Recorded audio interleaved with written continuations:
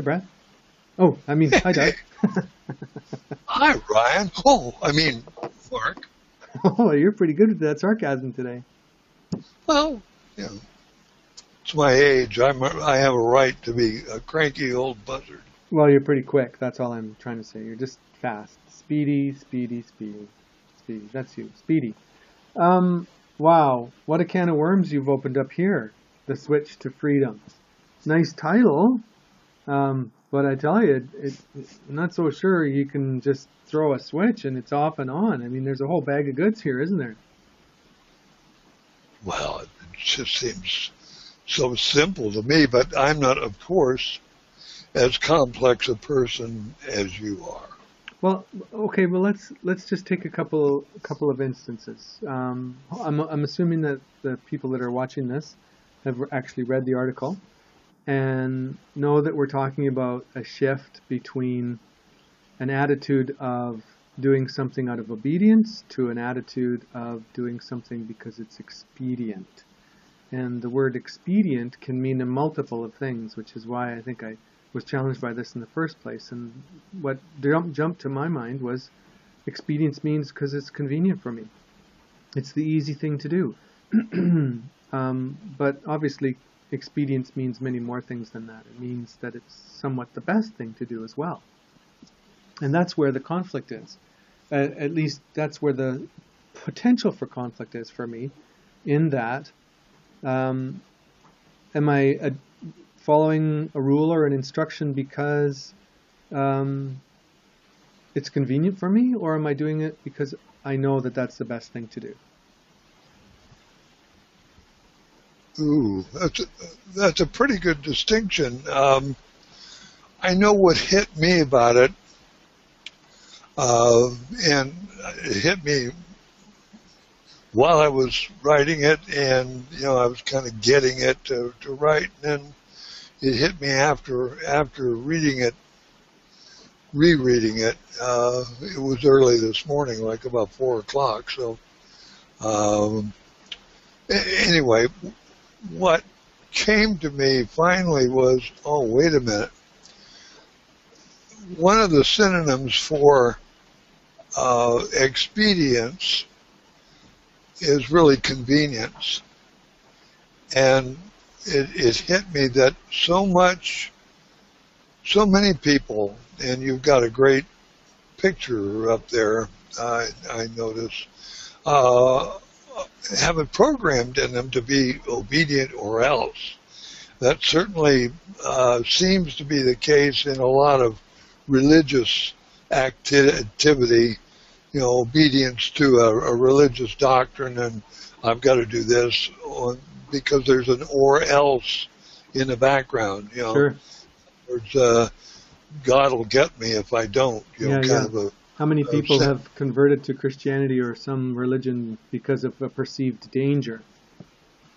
Yeah, and and your thought here, I know you're a wicked father as far as being, it's my way or the highway. A lot of people lay that whole thing on the creative power by whatever other title. I've done that. I've actually done that as a parent. My house, my rules. No, Do it or else. Oh yeah, sure. Me too. Jeez. Of course, when you're going on 90, you look back and say, "Oh, jeez, what did I do? No wonder my kids don't love me." Well, just like this little girl sitting on the chair, she's going to sit on the chair, and when she gets out of it, she's going to cooperate, but she's only cooperating because it's convenient for her, and she wants to do something else instead of sit on the chair and cross her arms.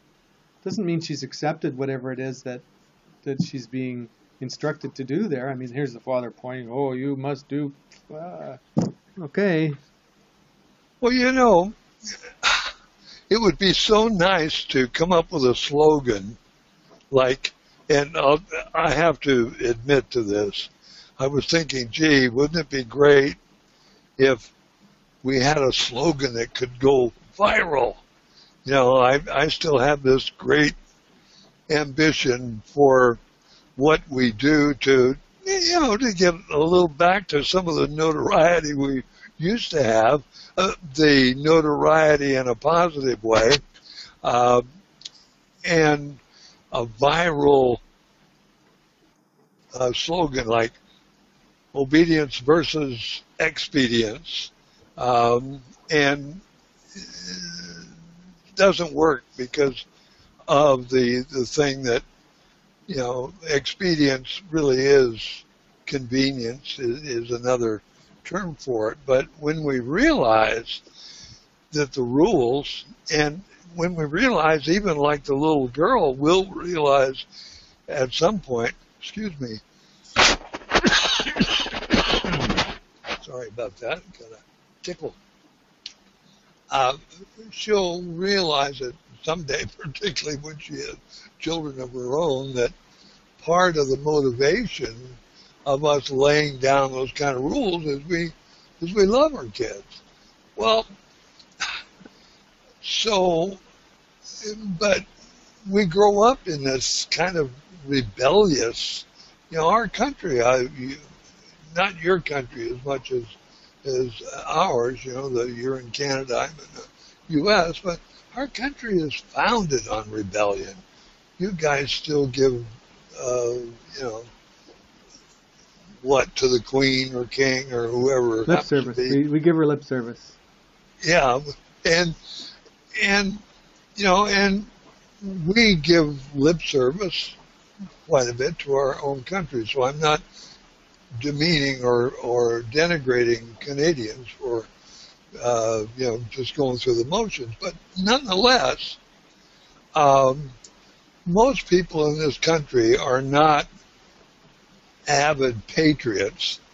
They're kind of go along because it's expedient to go along. Sure. And when you start looking at this, and one of the things that hit me, wait a minute, what I was really going through my head when this came to me, or my mind, I hate limiting the mind to the head, but when this came to me, I was thinking of the difference between being like the little girl or really being committed to obeying because I know it's for my own good. That was the point. And that's switched to freedom.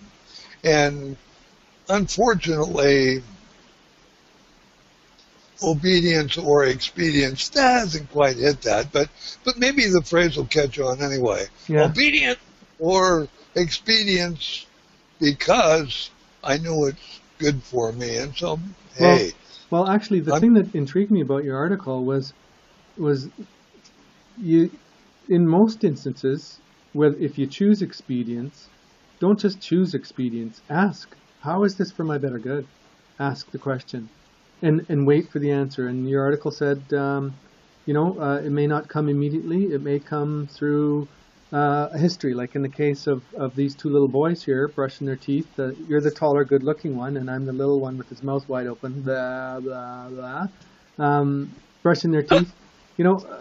I brushed my teeth as a kid. My parents insisted on it, and I had no idea that I was avoiding all sorts of pain and discomfort. I had no idea.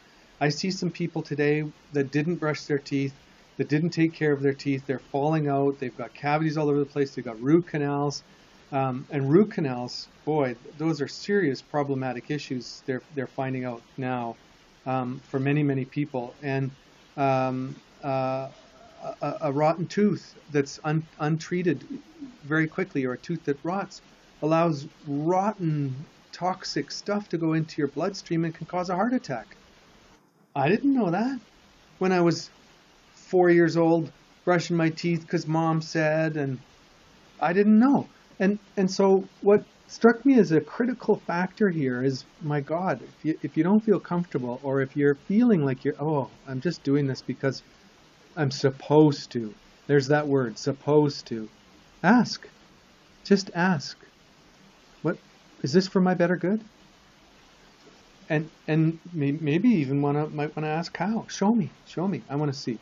Well, we don't have a crystal ball. We can't see the future, but we can get some good ideas. We can get some feelings, some input, maybe some dialogue, if that's your mode. I don't know. This is a You know, toughie. This is a real tough well, one. what just flashed into my mind, and I have a visual of it, is a large stop sign.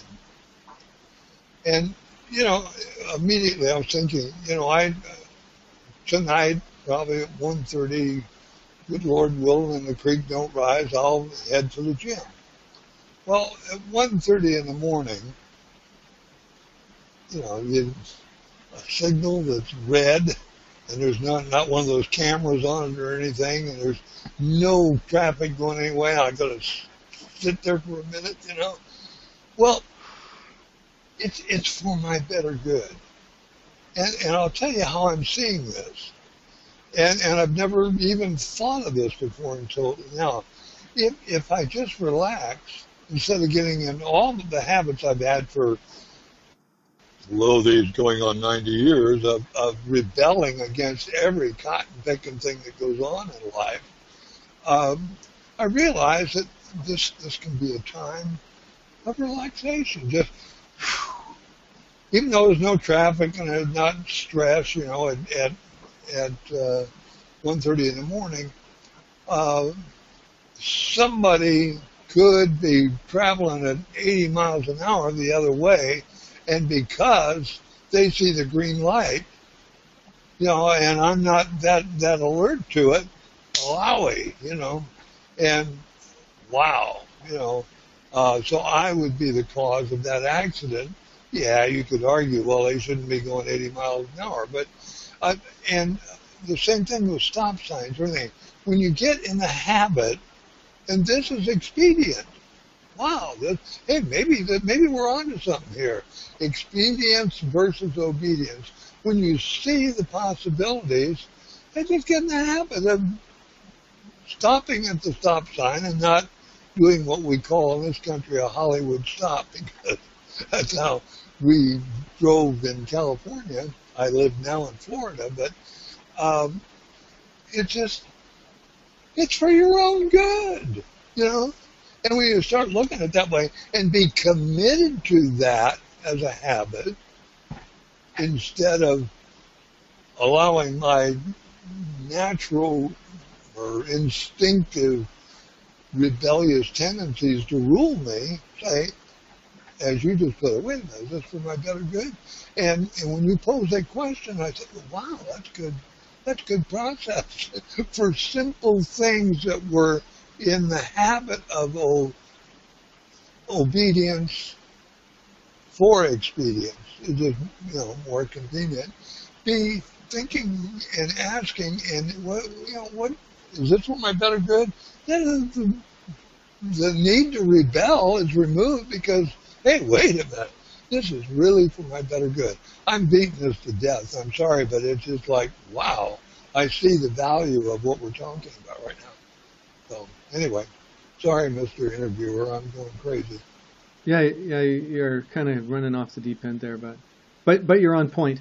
A couple examples would be, let's say you're at work and you're in the lunchroom, you finished up your lunch, and your boss just happens to be having lunch in the lunchroom too, and he finished up his lunch, and there's some glasses and coffee cups on the counter and stuff like that, and he says, "Hey, John, would you mind before you go back to your desk? Would you mind throwing all that stuff into the dishwasher?" Well, John's gonna go, "Damn it, I have to do this at home. I'm not somebody else's maid. Why didn't they put their own damn cups away, right?" That's what John's gonna think. But John, for expediency's sake, because his boss is right there and asking him, and there's no one else around, he's gonna get up and he's gonna go put the cups in. And the boss will get up and he'll leave and he'll go back to his desk. And all the time while John's doing it, he's thinking, those lazy SOBs, why didn't they? But he's being obedient for the sake of expediency. Well, his boss, meanwhile, goes back to his office, and just turns out that his boss is writing up a performance review and deciding whether or not to recommend John for a promotion. And he writes in his performance review, he says, cooperative and willing to take on extra tasks to help others. Right? So John doesn't know that while he's grumping and griping and fussing and throwing those dishes in the dishwasher. He doesn't know. But You're getting me on one more thing, and that's gratitude. Gratitude for this rule that we begin to understand, because we don't know what the reasons are, but be grateful. You know, I go to a pretty large gym, and one of the reasons I like going 1:30 in the morning is when I finish up, and or about an hour and a half later, the shower room, even though it's a huge locker room with about 20 showers, and is empty. And one of the things I like about it being empty is I don't have to clean up after everybody else in the shower room, particularly when there are young people who have not learned to clean up after themselves. Yeah, who think their mother actually lives at the gym. Yeah, exactly. Paper towels all over the place. Well, you have just given me an insight to something, or I just received the insight. Be grateful for the opportunity to clean up after somebody else. So what? They just love, you know. It's hey, I have this opportunity to just make it better for others, so somebody behind me doesn't have to see it. That is expedience and obedience to the what's the word I want to use? To the unwritten law of just being for a change for me, not for you, but for me, for just being a good person, doing what a good person would do, and not grumble about it like I usually do. Damn kids, why don't they clean up after themselves? What this is very beneficial. Thank you for calling me into this thing of this article.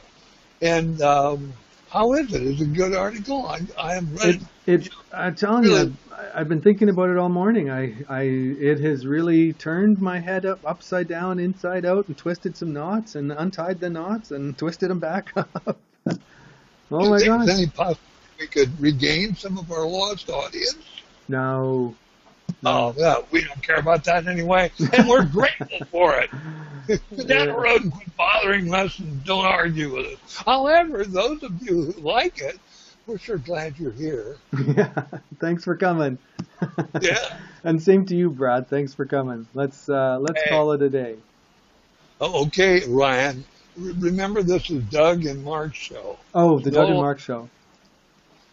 What am I going to do with you? How much long do I suffer you? Hey, say goodbye, Mark. Goodbye, Mark.